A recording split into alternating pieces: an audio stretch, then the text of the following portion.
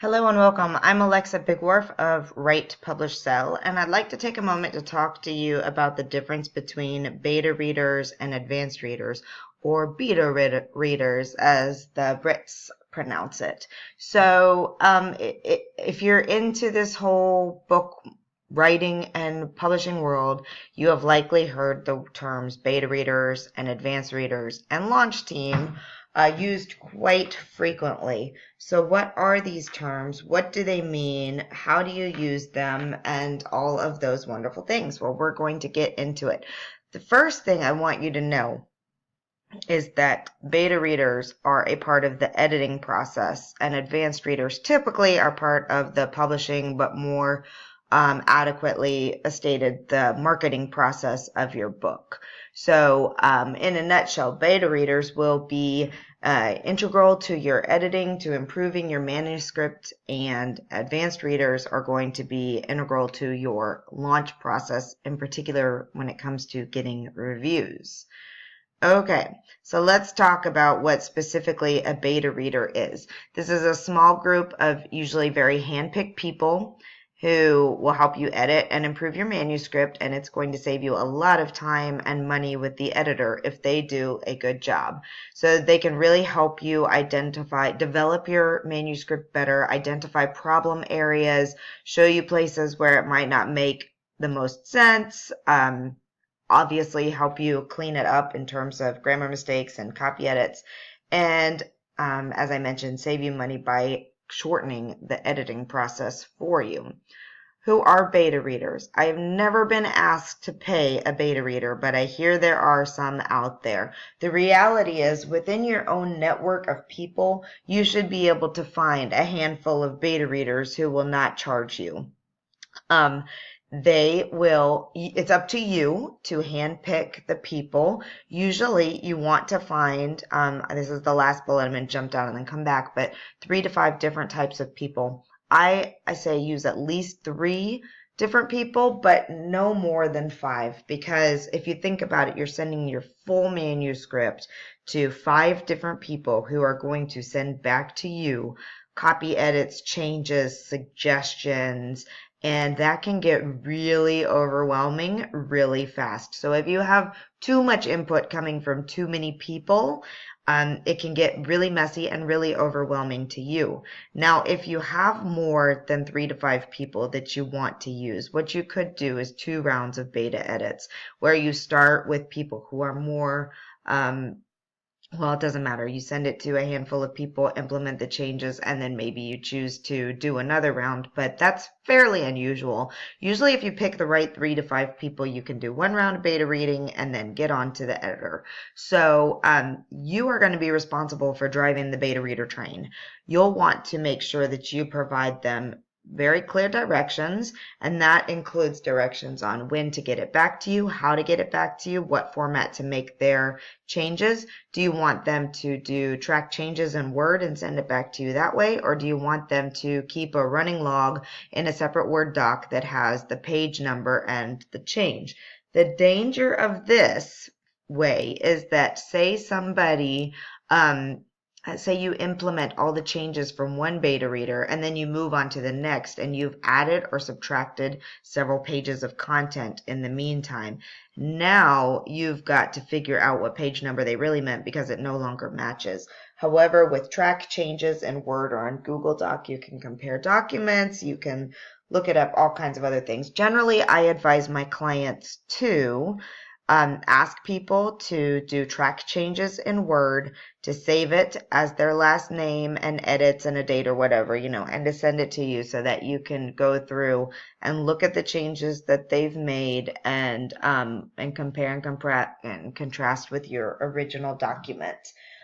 So you're going to tell them the timeline. Generally speaking, you want to give them at least 2 weeks to do their editing, but usually not much more than that, because people get super busy and tend to push things off to the last minute. So even if you give them 6 weeks, they probably won't actually do it until the week before it's due or the day before it's due.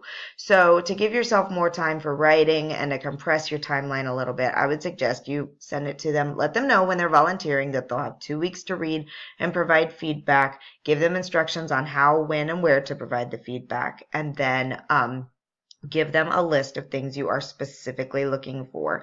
For one person, you may know that they are just really great at grammar and copy edits. So you might ask them to just do a clean sweep of the document for all copy edits, grammar errors, etc. Then you may know that somebody else is better at like story development. So they can do copy edits, or they can do they can really play a role in the development of the book, in helping you rearrange the content if necessary, helping you really develop a character if that's good, helping you develop a concept. So questions that you may want to ask them as you send it to them to look for. Do not just send them your manuscript and say, please go through this and provide feedback with track changes. You want to provide them specific questions. You want to give them permission to tear your document apart. And you want them to tear your document apart. You don't have to implement every change that they make, but you want them to feel open enough to know that if they see something that they think should be changed, they should at least comment it, because it's important to you to see where people, A, don't understand what's happening either in the plot development or in whatever concept you're trying to talk about, B, get confused or lost, C, get bored and want to close the book. And then this is important feedback. So send them a list of things that you're looking for. Say, 1, please identify any grammar or spelling issues. 2, if there's a place where I totally lose you, if you don't understand, if you have no idea what I'm talking about, if I don't explain a concept, please highlight that and make a comment. 3, if there's a section that you feel is ill-placed, please let me know. 4, if I bore you to tears, please let me know. If a character seems completely out of place, or you have no idea why they're there, I need to know these types of things. So you give them that type of list that gives them permission to really read, really dig deep, and not just get your manuscript, skim it, change the spelling of a word or two, and then send it back and say, it was great, because that is not helpful to you.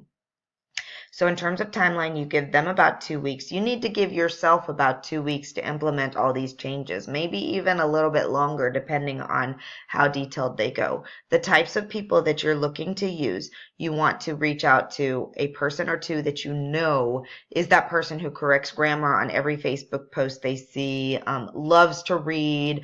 You know somebody in your life who is like this, who is an avid reader, who loves to edit things. That's the type of person. You want to look for somebody who is your target audience. So if it's a fiction book, historical fiction, someone you know loves to read historical fiction or fiction in general. If it's a self-help book, you want to look for somebody, for women who are trying to lose weight, you want to look for somebody in your life, or perhaps a colleague or a previous client, or somebody else who you know would really benefit from that book, and ask them to be one of the beta readers. And then you want to ask somebody who would never read your book in a million years. And they are so helpful because usually they can provide insight and feedback that somebody who knows us well, or knows our genre well, or knows our topic well would not notice. So, for example, if you're writing a devotional for female entrepreneurs, you might want to pick a man that's not an entrepreneur to read the book and see what he thinks. They might not understand everything in the book, but that's okay. I guarantee there may be places where they're like, okay, you talk about this concept, but I have no idea what it is. Is this something that all women just innately know? Or maybe is this something you should dig into? And same with somebody who's not used to reading historical fiction about Scotland, for example. If you go on about an event that you don't really explain or has no context behind it because you just assume that people who are familiar with Scottish history will know, they may be able to point those things out to you. So beta readers, as you can see, you want to get a variety of people. You want to provide them very specific guidelines, a very specific direction on how and where and when to provide their feedback. And they can play a really crucial part in helping you Really make your book better before it goes to the editor. This will save you time and money. Advanced readers, on the other hand, are a different bear entirely. So advanced readers, as opposed to limiting to 3 to 5, you want as many advanced readers as you can take. Advanced readers opt in for a free, usually e-copy of your book to save you money. There's no reason under the sun why you should send thousands of galley copies out, except for to key reviewers, editorial reviewers, key influencers, people like that you really are trying that are harder to get the book in front of. Those you want to send print copies to when you can. But in general, provide a download link, a free download, or a free place where they can access a PDF. There's no reason to provide more than the PDF unless they really suggest that. And they opt in for this free copy of your book in exchange for giving a fair review, a good review, an honest review on Amazon. And you want them to know that you want them to do it on launch day or a couple days prior to, whenever you send them the link. Knowing that only about 1 out of every 3 people who say they will be an advanced reviewer will actually review the book.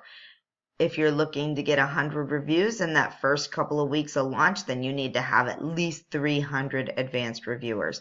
The reality is you cannot give away e-copies of your book. You cannot give away enough. I know people feel like they lose sales this way, but it's just not the truth. The reality is you expand your sales by this way because you give it to people who may not have bought it in the first place, who will then go leave you a review and tell all their friends and family about it if they liked it, which results in sales. So don't be afraid of giving away your book. Again, you're going to provide them guidance on how, when, and where to post their reviews. You'll probably add them to a launch team so that they can help you in promoting the book if they want to. If they really like you in your book, they may want to be part of that. But again, an advanced reader is someone who receives it may not be the final version, but a pretty final proof that's in a close to finished version. Again, it is still marked as a proof. They may find copy edits and they may let you know. And hopefully you're in a position where you can still make a few changes, especially if it's a glaring error that somehow was missed. But for the most part, this should be a fairly seamless process where you send them to a place on their website, your website, they enter in their email address, they get a free PDF either sent to them or the location of where they can download it. They read it. You send them an email when it's getting to be launch time. You remind them that they signed up to do a review. Give them enough time before, remind them at least a week out so that if they haven't read it yet, they have the time, and so on and so forth. So totally different than the beta reader process.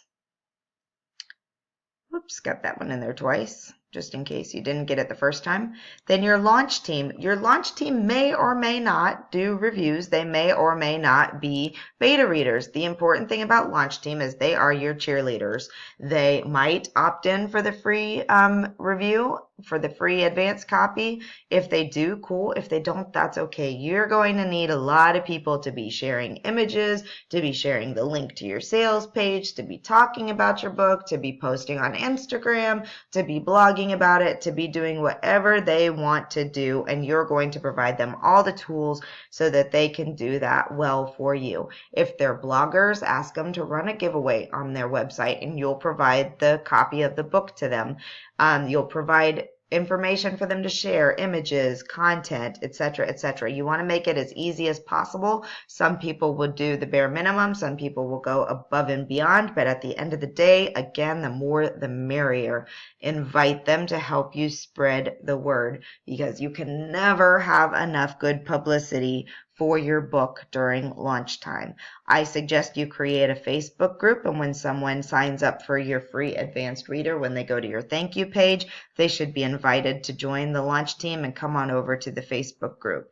But other people do it through email and other ways. That's fine, whatever you want to do. Start building your launch team early, and it doesn't have to be a huge process, but it can definitely make or break your launch. The timeline. Okay, so in all of this, you want to make sure that editing in itself is probably going to take a month to 6 weeks. So you want to give a month for beta reading, go ahead and give yourself 2 weeks for editing, and after that process you can start putting out, once it's gone through the final edits, you can start putting out the advanced reader copies. So that's why I suggest people give a good 2 to 3 months after edits are complete for marketing and build up and launch team development and advanced reader growth prior to launching. So that whole process, 3 to 6 months if you're including the couple of months for marketing. Okay? So let me know if you have any questions about beta readers and advanced readers.